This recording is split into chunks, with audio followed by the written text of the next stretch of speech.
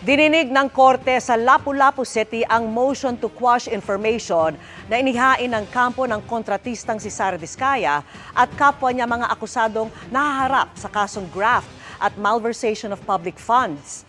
Ayon po sa depensa, walang jurisdiksyon ang Lapu-Lapu City RTC sa kaso dahil ang pinag-uusapang 95.6 million peso na umunoy ghost flood control projects ay nasa Malita, Davao Occidental.